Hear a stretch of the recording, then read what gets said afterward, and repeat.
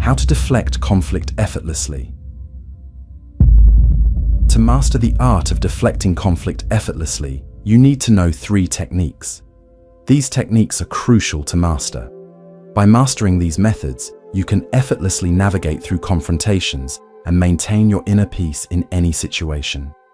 So let me tell you a Buddhist tale that will teach you how to deflect conflict with wisdom and grace. In a remote monastery nestled among misty mountains, there lived 2 monks. The older monk was known for his serenity and wisdom, while the younger monk was still learning the ways of Zen. The monastery was often visited by pilgrims seeking guidance, but among them were sometimes troublemakers who came to challenge the monk's teachings.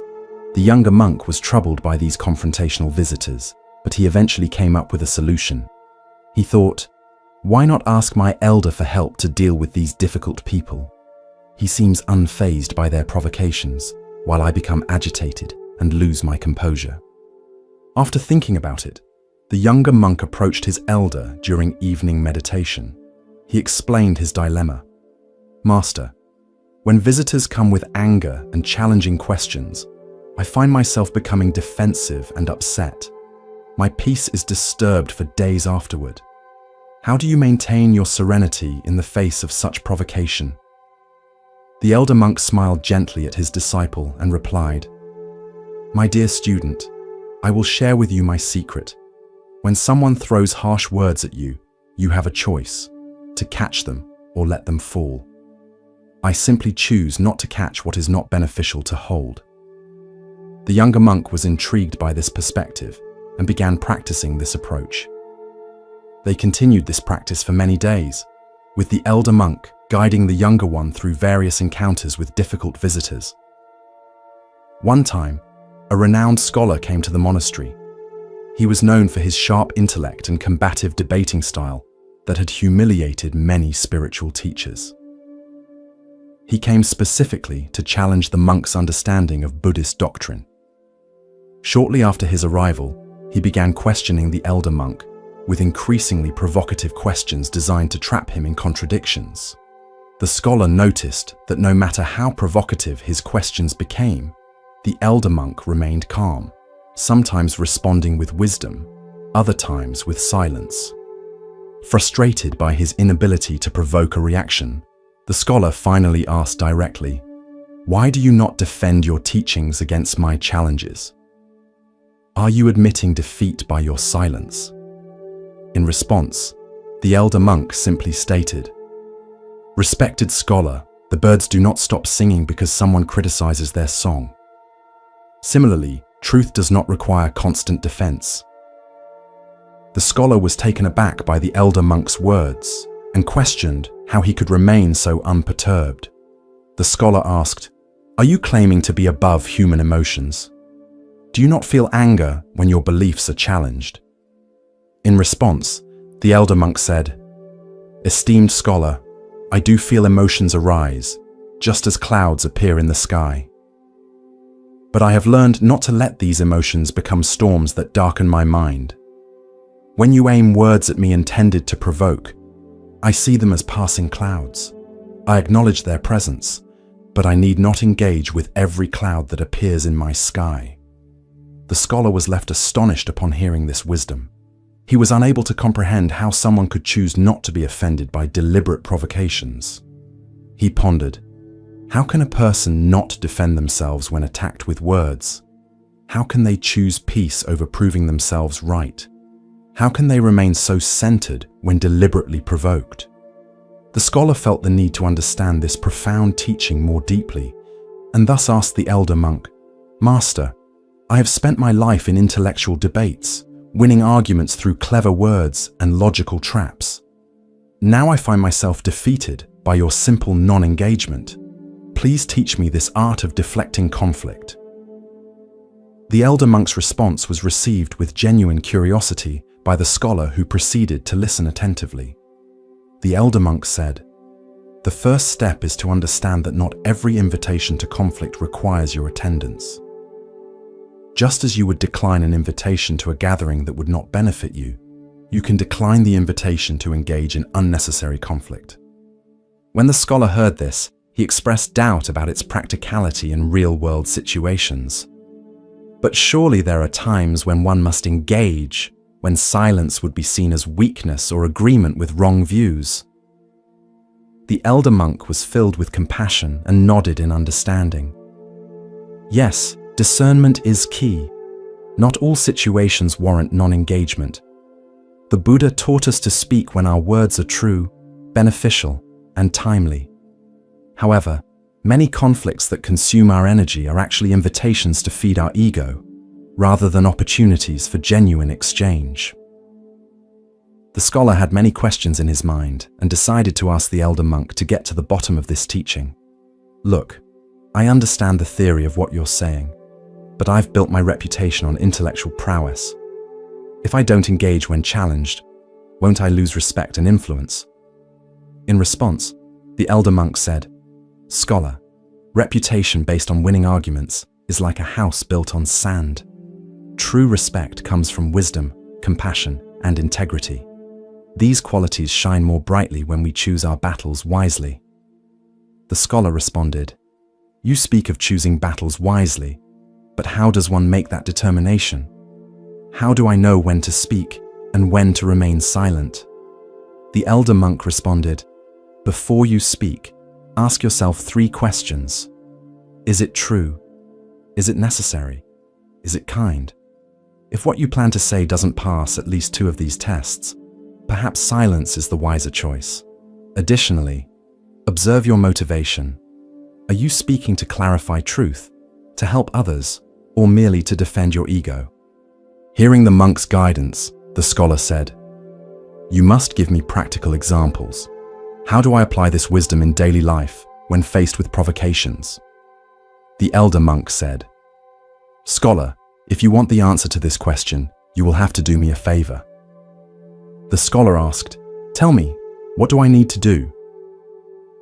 The elder monk responded, "For the next week, whenever someone provokes you, count to 10 before responding. If after counting, you still feel the need to respond, then do so. But if the urge has diminished, allow the moment to pass in silence." The scholar was initially resistant upon hearing this, feeling it was too simplistic, but he eventually agreed to the request and promised to practice this technique for a full week. At that moment, the elder monk expressed another teaching. There is also great power in acknowledging without engaging. You might say, "I hear your perspective," or "I understand this is important to you," without entering into debate. Upon hearing this, the scholar became thoughtful and asked, "But won't people take advantage of my non-engagement? Won't they see it as weakness?" The monk then told the scholar, "What others think of your choice is their concern, not yours. True strength lies not in controlling others' perceptions, but in mastering your own responses. A tree doesn't argue when the wind blows. It simply remains rooted while bending with flexibility." The scholar is intrigued because everything the elder monk has said challenges his lifelong approach to intellectual discourse. Upon hearing this wisdom, the scholar immediately applied it when another visitor to the monastery tried to draw him into a debate. Instead of his usual combative stance, he practiced acknowledgement without engagement. The visitor eventually lost interest and moved on. Upon witnessing this, the scholar went back to the elder monk and asked, "How did you learn this wisdom? Was it taught to you, or did you discover it through experience?" The monk replied, "Scholar, it's quite simple. Early in my training, I exhausted myself with needless debates and arguments.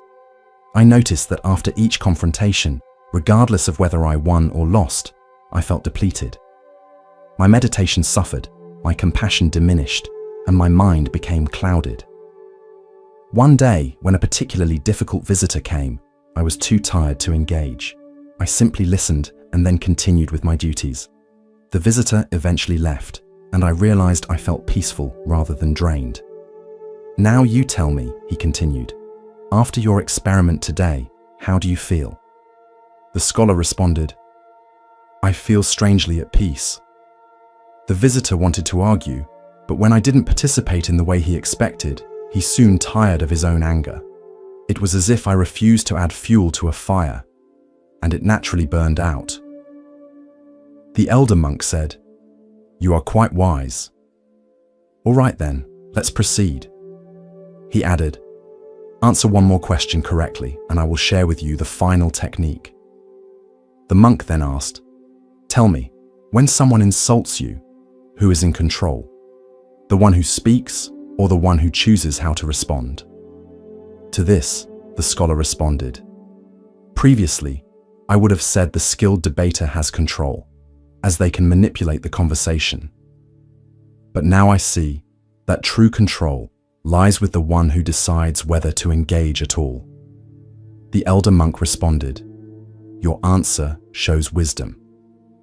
Remember that no one can force you to enter a conflict without your consent. Your reaction is always your choice." The scholar said, "I want to know more about this. How can I train my mind to maintain this awareness in the heat of the moment when emotions arise quickly?" The elder monk responded, "Scholar, I can tell you right now how to train your mind. But before that, I want you to promise that you will practice these techniques daily, not just understand them intellectually." The scholar said, "I promise to practice diligently." And then the elder monk shared his final teaching. The third technique is to observe your emotions without becoming them. When provocation arises, notice the first stirrings of anger or defensiveness in your body. Where do you feel it? Is it heat in your face, tension in your shoulders? Upon hearing this, the scholar began to pay attention to his bodily sensations in that very moment. He noticed tension in his jaw that he hadn't been aware of before. He asked, "Master, I notice tension in my jaw even now. What should I do with this awareness?" To this, the monk's response was gentle yet direct. Simply observe it without judgment, without trying to change it. With continued practice, the space between stimulus and response will widen. In that space lies your freedom to choose. Upon hearing this, the scholar is delighted and immediately begins to practice observing his physical sensations without becoming identified with them. He asked, "How long did it take you to master these techniques? Will I need many years of practice?" The elder monk replied, "Scholar, you have asked many meaningful questions, and I have shared what I know from my own experience. The time it takes to master these skills varies from person to person. For some, a moment of true insight is enough to transform their approach to conflict forever. For others, it requires consistent practice over time. The key is not to measure your progress, but to return to the practice each time you find yourself pulled into unnecessary conflict." The scholar bursts into gratitude and says, "Your teachings are like cool water to a thirsty traveler. I have spent my life mastering the art of conflict, only to find that mastering the art of peace is far more fulfilling. But tell me one last thing. How do I maintain this practice when I return to my normal life among people who value winning arguments above peace?" To this, the elder monk said, "Scholar, I am merely a fellow traveler on the path. The mind has its patterns, and these patterns can be reshaped through consistent practice. By observing your reactions to provocation, acknowledging them without judgment, and choosing your response with awareness, you can gradually rewire your habitual responses. Based on this understanding, you can navigate any social environment without sacrificing your inner peace. But I'm curious, what will you do with this knowledge when you return to your academic circles?" The scholar asked, "So does that mean I should abandon intellectual discourse altogether? Is there no place for debate and the exchange of ideas?" To this, the elder monk said, "Certainly not. Intellectual discourse has its place and value.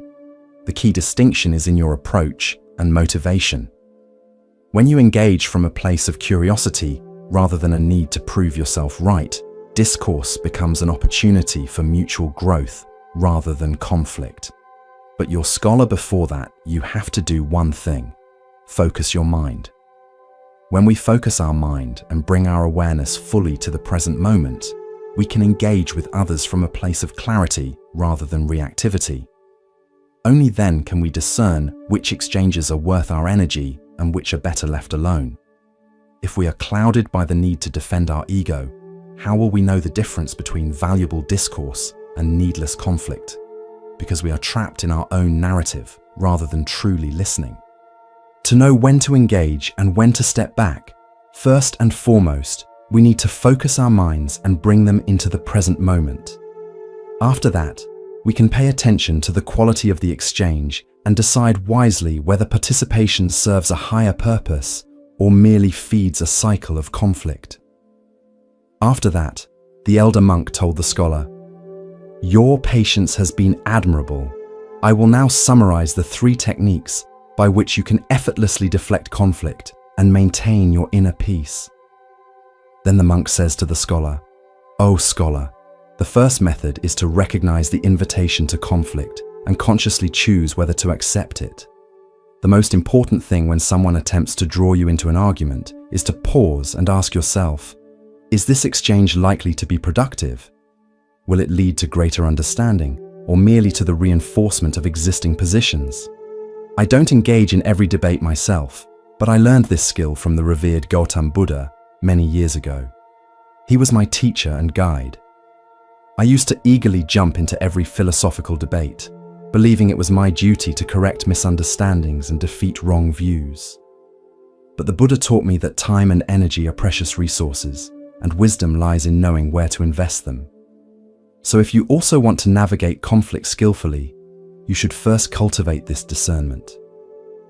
Notice when someone's tone becomes aggressive, or when their words seem designed to provoke rather than understand. If their speech contains personal attacks or sweeping generalizations, it often indicates they are more interested in winning than in genuine exchange. But if they ask questions with sincere curiosity and listen attentively to your responses, they are probably seeking understanding rather than conflict. Also notice your own emotional state. If you feel a surge of anger, defensiveness, or a strong need to prove yourself right, these are warning signs that your ego, rather than your wisdom, is driving your desire to engage. When your heart rate increases, your muscles tense, or your thoughts race, these physical cues can alert you that you're being triggered into a fight or flight response rather than a thoughtful exchange. I remember a time when I encountered a visitor who came to the monastery specifically to challenge our practices. When we talked, his words were sharp and dismissive, never pausing to truly consider my responses. This showed that he was interested in attacking rather than understanding. I thought he might be carrying inner turmoil that had nothing to do with our teachings. Then I chose not to engage with his provocations. I acknowledged his concerns with phrases like, "I understand this is important to you, and I can see you've given this much thought." But I did not take the bait of defending our practices or trying to change his mind. Similarly, you can use phrases that acknowledge without escalating. "I appreciate your perspective," or "That's an interesting point to consider," or simply, "Thank you for sharing your thoughts." Your scholar, the second method for deflecting conflict is to master the power of the non-reaction.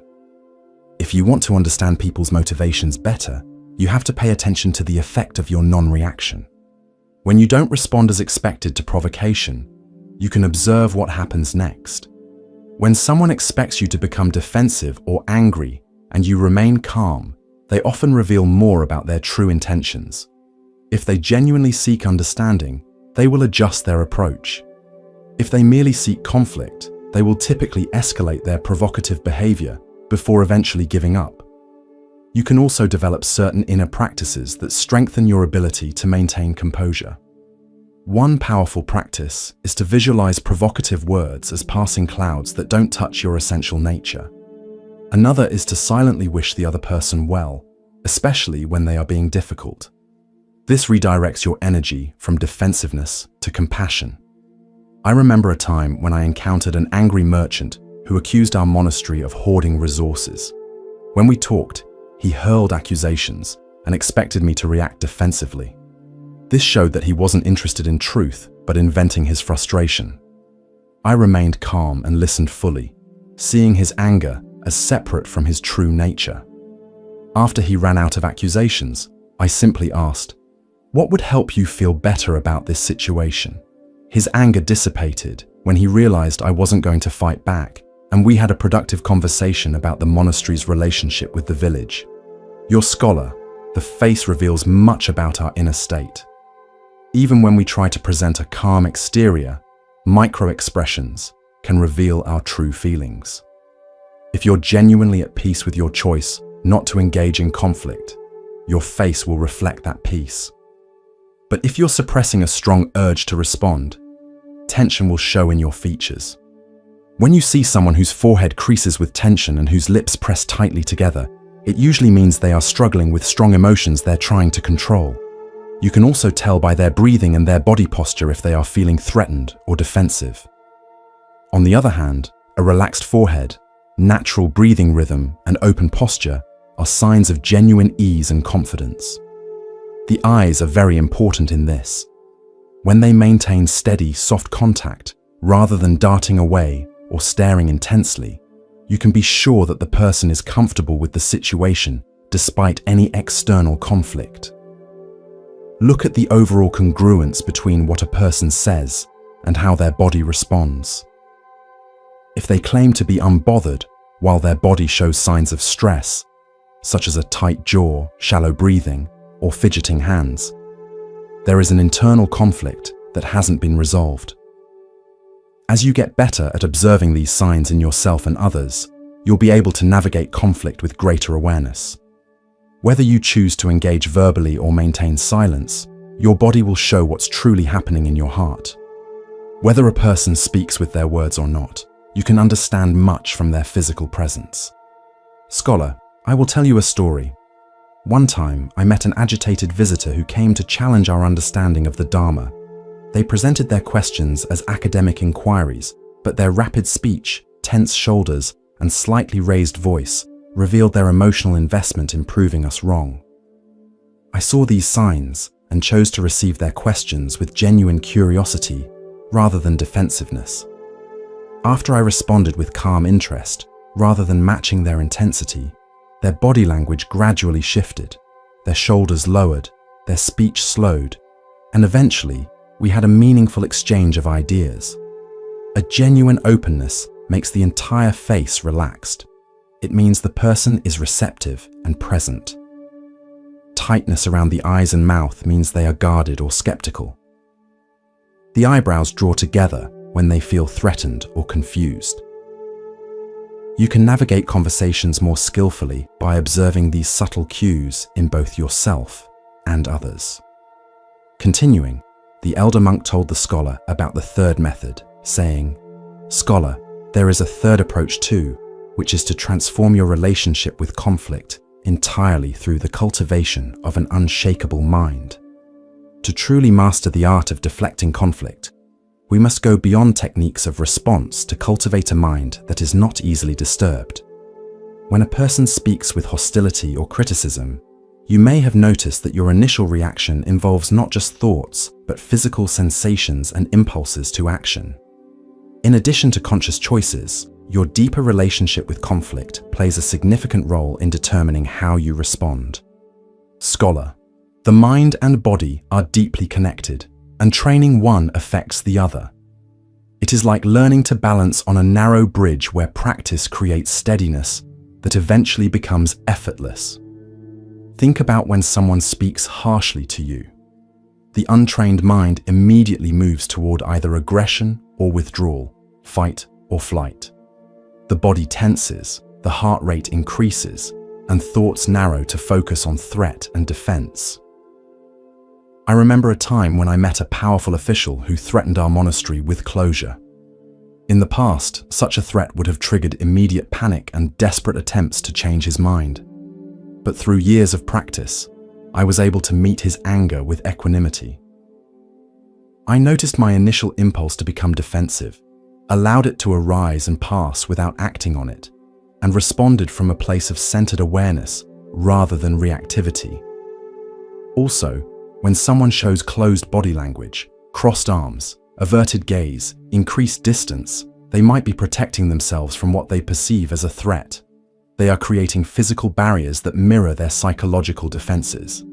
This way of holding the body is an instinctive response to feeling unsafe or judged. By recognizing this sign, you can adjust your approach to create more safety in the interaction and make them feel more comfortable and open. When someone leans forward with an intent gaze and speaks with increasing volume and speed, they might be trying to dominate the conversation through physical presence. They are unconsciously attempting to make their perspective prevail through intensity rather than content. This way of engaging shows a strong need to be heard and acknowledged, often arising from past experiences of feeling dismissed or unimportant. I once met an elder from a neighboring village who approached me this way. He was very agitated, but instead of matching his energy or backing away, I remained centered and calm. I maintained relaxed eye contact, kept my breathing steady, and listened fully without interruption. Eventually, his intensity diminished as he felt truly heard, perhaps for the first time in that particular conflict. Sometimes people who repeatedly challenge the same point, even after you've addressed it, are revealing something important about their emotional state. It often means they don't feel resolved, even if the logical point has been addressed. These persistent returns to the same issue show you that something deeper than the stated content is at stake for them. To be good at transforming conflict from within, you must develop both external awareness and internal steadiness. These complementary qualities, like the two wings of a bird, allow you to rise above reactivity and navigate even difficult encounters with grace and wisdom. If we pay attention to these three methods and understand them correctly, we can quickly transform potential conflicts into opportunities for deeper understanding. How much tension we carry in our bodies, how we respond to provocations, and what's happening in our inner landscape during challenging interactions all reveal our true relationship with conflict. However, before mastering any technique, you have to focus your mind and bring it into the present moment. Only then can you pay attention to all these dynamics, understand them clearly, and respond with wisdom rather than reactivity. Otherwise, if you are preoccupied with thoughts about being right or fears of being wrong, you will never notice the subtleties of the interaction, and you will never navigate conflict with true mastery. You may have seen many great masters and enlightened beings who remain perfectly at ease when challenged or criticized, and can respond with wisdom that transforms conflict into understanding. The biggest reason for this is that they have trained their minds to remain centered and peaceful, regardless of external circumstances. And that's why they can effortlessly deflect conflict while maintaining compassion for all involved. As we come to the end of this Zen journey, Moon Mind Temple would like to express our deepest gratitude for your incredible support on this journey of wisdom.